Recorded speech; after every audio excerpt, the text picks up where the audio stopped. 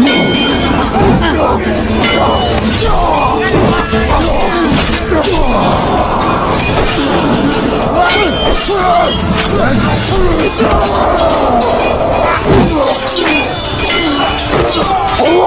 Ekber!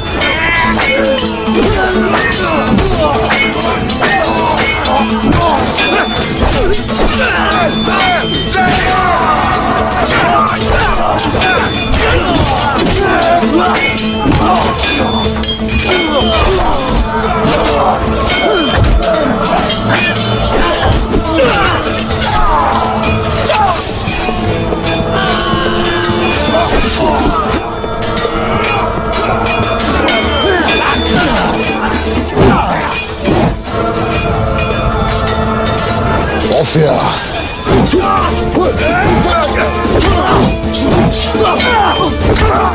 Orhan!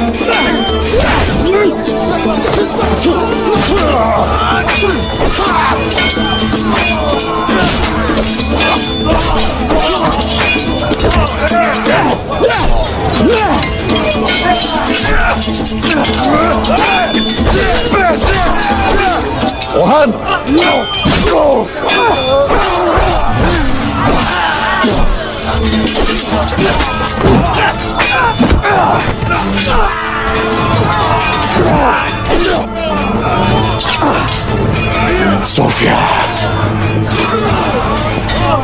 Orhan!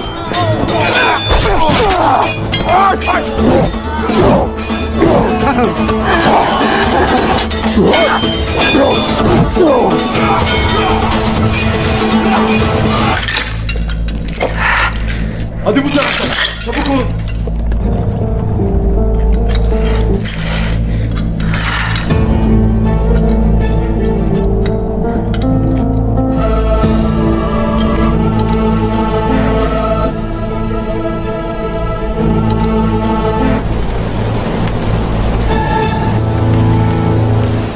Osman, Altuğ. son. Osman!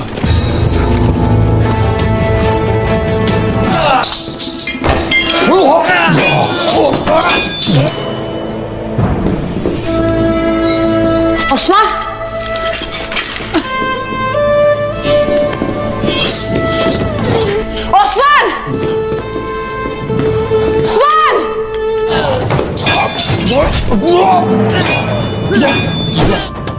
Osman! Osman! Bala! Bala! Osman!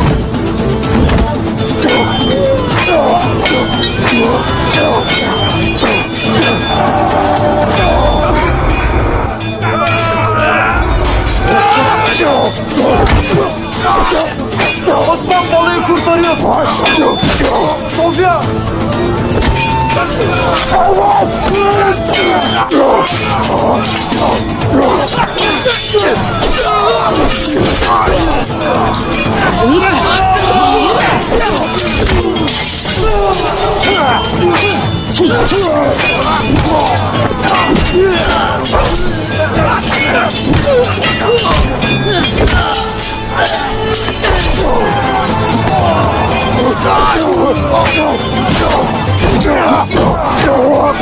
Bala!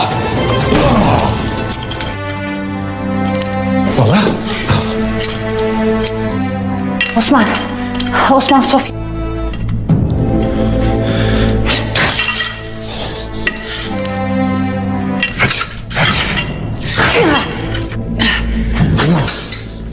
Hadi.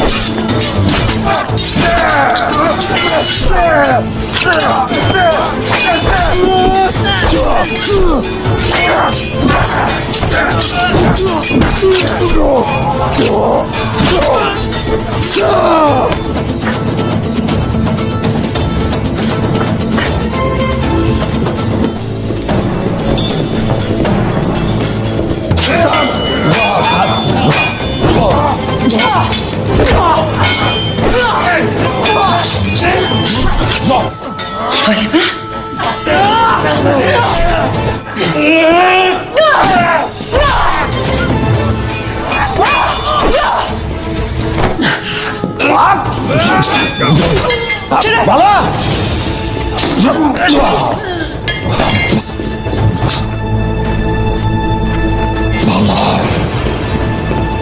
Haydi.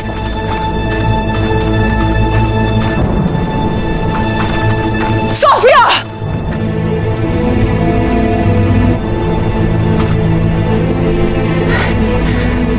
Halime.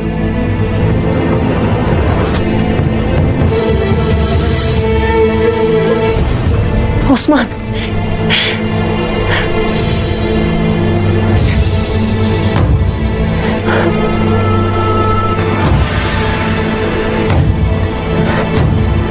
Halime.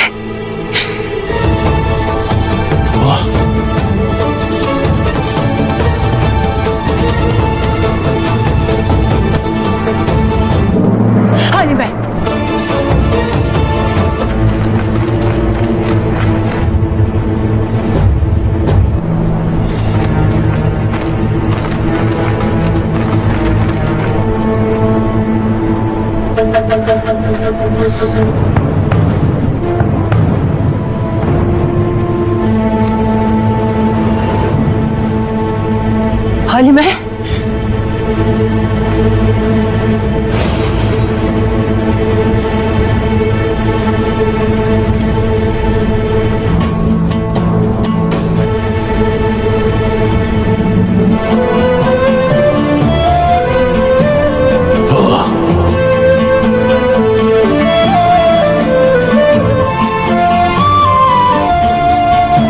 Osman.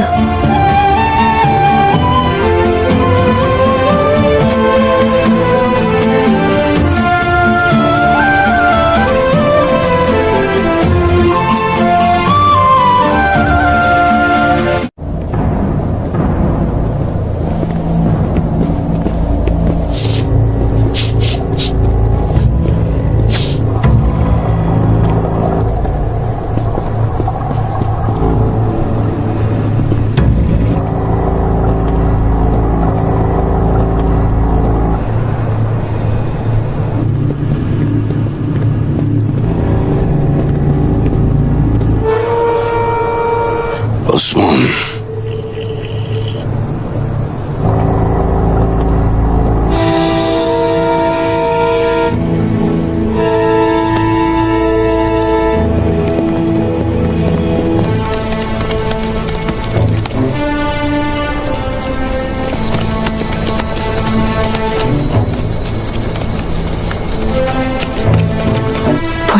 Episode की शुरुआत Sophia के खांसने से होती है।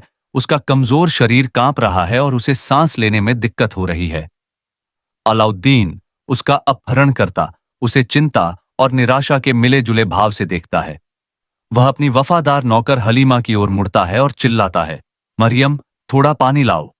हलीमा पानी लाने के लिए दौड़ती है। उसका दिल डर से धड़क रहा है। वह जानती है कि सोफिया की जिंदगी खतरे में है और कोई भी गलत कदम तबाही का कारण बन सकता है। हलीमा जब पानी लेकर लौटती है तो अलाउद्दीन की मां बाला खातून वहां आती है। सोफिया को पानी पीते हुए देखकर उसकी आंखें नफरत से जलती हैं। बाला खातून का दिल सालों पहले अपनी बेटी को खोने के दर्द से भारी है और वह अपनी सारी तकलीफों के लिए सोफिया को दोषी ठहराती है। गुस्से में आकर वह सोफिया के हाथों से पानी गिरा देती है और चिल्लाती है, उस पर कोई दया नहीं, वह इसके लायक नहीं है। कमरे में तनाव साफ देखा जा सकता है। अलाउद्दीन अपनी मां को शांत करने की कोशिश करता है, लेकिन बाला खातून बेकाबू है। वह सोफिया पर झपटती है। उसकी आवाज गुस्से से कांप रही है। तुमने मेरी बेटी के साथ जो किया है उसकी कीमत तुम्हें चुकानी पड़ेगी। मैं यह सुनिश्चित करूंगी कि तुम भी वह हर दर्द सहो जो उसने सहा है। सोफिया हालांकि कमजोर है, लेकिन पीछे हटने से इनकार करती है।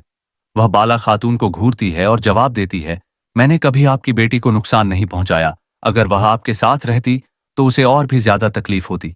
उसे आपकी कभी याद भी नहीं आती। बाला खातून का गुस्सा चरम पर पहुंच जाता है और वह सोफिया के चेहरे पर थप्पड़ मारती है। आवाज पूरे कमरे में गूंजती है और अलाउद्दीन अपनी मां को खींचने के लिए आगे बढ़ता है, लेकिन बाला खातून के शब्द हवा में काले बादल की तरह छाए रहते हैं। तुम जल्द ही मर जाओगी सोफिया, और मैं यह सुनिश्चित करूंगा कि तुम फिर कभी दिन की रोशनी न देख सको। सोफिया को पिंजरे में फेंक दिया जाता है। उसका शरीर चोटिल और जख्मी हो जाता है। ठंडी धातु की सलाखें उसकी त्वचा पर दबाव डालती हैं और वह आरामदायक स्थिति पाने के लिए संघर्ष करती है। बाहर अलाउद्दीन और बाला खातून इस बात पर बहस करते हैं कि आगे क्या करना है। अलाउद्दीन अपने परिवार के प्रति अपने कर्तव्य और सोफिया के साथ हो रहे व्यवहार को लेकर अपनी बढ़ती बेचैनी के बीच उलझा हुआ है। बाला खातून हालांकि अपने संकल्प में अडिग है। वह ठंडे स्वर में कहती है, वह बात करेगी, हम उसकी हिम्मत तोड़ देंगे और वह हमें बताएगी कि हलीमा कहाँ है। इस बीच सोफिया का दिमाग तेजी से चल रहा है। वह जानती है कि उसका बचना उसके अपहरणकर्ताओं को चकमा देने की क्षमता पर निर्भर करता है। वह इस उम्मीद से चिपकी हुई है कि उसके सहयोगी उसे बचाने आएंगे, लेकिन अंदर ही अंदर वह जानती है कि उसके खिलाफ हालात हैं। भूमि के दूसरे हिस्से में खान उल जैतो की बेटी आसन बेके के नेतृत्व में मंगोल सेनाएं अपनी उपस्थिति दर्ज कराती है। वे स्थानीय जनजातियों से वफादारी की मांग करते हुए बल का प्रदर्शन करते हुए क्षेत्र में घुस आते हैं। काई जनजाति के नेता अलबाई आसन बेके से बातचीत करने की कोशिश करते हैं, लेकिन वह अडिग रहती है। अब से मेरी अनुमति के बिना कोई भी पत्थर नहीं हिलाएगा, वह घोषणा करती है। उसके शब्द उपस्थित लोगों के दिलों में सिहरन पैदा कर देते हैं। आसन बेके की प्रतिष्ठा उससे पहले है और उसका आगमन शक्ति संतुलन में बदलाव का संकेत देता है। फ्लैशबैक की एक श्रृंखला के माध्यम से कहानी सोफिया और बाला खातून के झगड़े के इतिहास में जाती है। यह पता चलता है कि सोफिया ने बाला खातून की बेटी हलीमा को सालों पहले ले लिया था, जिससे परिवार बिखर गया। बाला खातून का दुख बदला लेने की तीव्र इच्छा में बदल गया और उसने सोफिया की तलाश में सालों बिताए। फ्लैशबैक सोफिया की मंशा का भी पता लगाते हैं। क्या वह वास्तव में खलनायिका थी या वह अपने नियंत्रण से परे परिस्थितियों से प्रेरित थी? कहानी के खुलने के साथ सही और गलत के बीच की रेखाएं धुंधली हो जाती हैं। आसन बेके के आने से अलाउद्दीन और उसके परिवार के लिए मामले जटिल हो जाते हैं। वह मांग करती है कि वे सोफिया को सौंप दें, उसे अपने प्रभुत्व की खोज में एक मूल्यवान मोहरा के रूप में देखते हुए। अलाउद्दीन अपने परिवार के प्रति अपनी वफादारी और अपने परिवार के प्रति अपनी वफादारी के बीच उलझा हुआ है। आसन बेके को खुश करना। इस बीच सोफिया के सहयोगी, जो चुपचाप लेटे हुए थे, अपनी चाल चलना शुरू कर देते हैं। वे जानते हैं कि समय बीत रहा है और उन्हें सोफिया को बचाने के लिए जल्दी से काम करना चाहिए। कहानी सोफिया और बाला खातून के बीच एक चरम टकराव की ओर बढ़ती है। जब दोनों महिलाएं एक दूसरे का सामना करती हैं तो भावनाएं बहुत बढ़ जाती हैं। उनका साझा इतिहास उनके दिलों पर भारी पड़ता है। बदला लेने की बाला खातून की प्यास सोफिया के जीवित रहने के दृढ़ संकल्प से टकराती है। अंत में सोफिया एक चौंकाने वाला खुलासा करती है जो सब कुछ बदल देता है। वह बाला खातून को हलीमा तक ले जाने की पेशकश करती है, लेकिन केवल तब ही जब उसे रिहा किया जाए। बाला खातून के सामने एक असंभव विकल्प है। उस महिला पर भरोसा करें जिससे वह इतने लंबे समय से नफरत करती रही है, या उसे जाने दें और अपनी बेटी को हमेशा के लिए खोने का जोखिम उठाए। कहानी टकराव के नतीजों के साथ समाप्त होती है। जीवन बदल जाते हैं, गठबंधनों का परीक्षण होता है और पात्रों को टुकड़ों को उठाने के लिए छोड़ दिया जाता है। क्षमा, मुक्ति और बदला लेने की कीमत जैसे विषयों को पात्रों द्वारा अपने विकल्पों पर विचार करते समय दर्शाया गया है। एपिसोड की शुरुआत उस्मान साहिब से होती है, जो एक सम्मानित और शक्तिशाली नेता है जो अपने गुप्त ठिकाने की ओर बढ़ रहा है।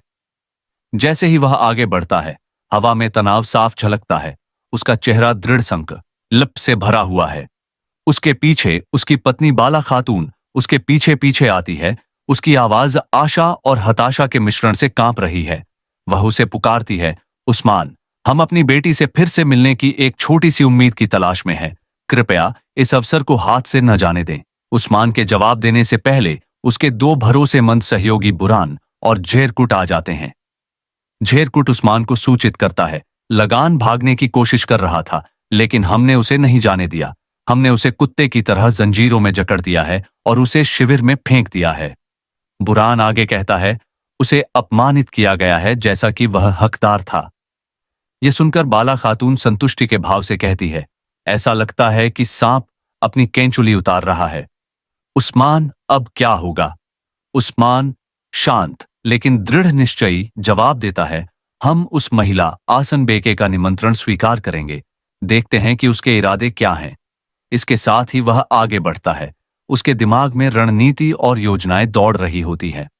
इस बीच शक्तिशाली मंगोल नेता खान उल जैतो की बेटी आसन बेके अपनी चाल चल रही होती है। वह लगन से मिलने जाती है, जो अब उसकी कैदी है। लगन हालांकि बंधी हुई है, उसका मजाक उड़ाने की कोशिश करती है। तुम कौन सा खेल खेल रही हो आसन बेके? क्या तुम्हें लगता है कि तुम मुझे बेवकूफ बना सकती हो? आसन बेके ठंडी मुस्कान के साथ जवाब देती है, ऐसे मत बोलो जैसे कि तुम मुझे जानती हो।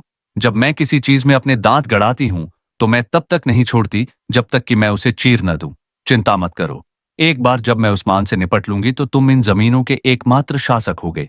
इस खेल का उद्देश्य क्या है? आसन बेके करीब झुकती है और फुसफुसाती है, मैं आज रात उस्मान के साथ एक सौदा करूंगी। या तो वह मुझे श्रद्धांजलि देगा या वह अपनी बेटी फातिमा की शादी मेरे बेटे सरगोन से करने के लिए सहमत हो जाएगा। किसी भी तरह से हम जीतेंगे। लगन हंसती है, यह एक व्यर्थ प्रयास है। उस्मान ऐसी शर्तों पर कभी सहमत नहीं होगा, लेकिन आसन बेके आश्वस्त है। ध्यान से सुनो लगन, उस्मान के पास कोई और विकल्प नहीं है। तुमने उस पर बलपूर्वक हमला किया, लेकिन मैं उसका दिल चीर दूंगी। वह मेरे सामने घुटने टेक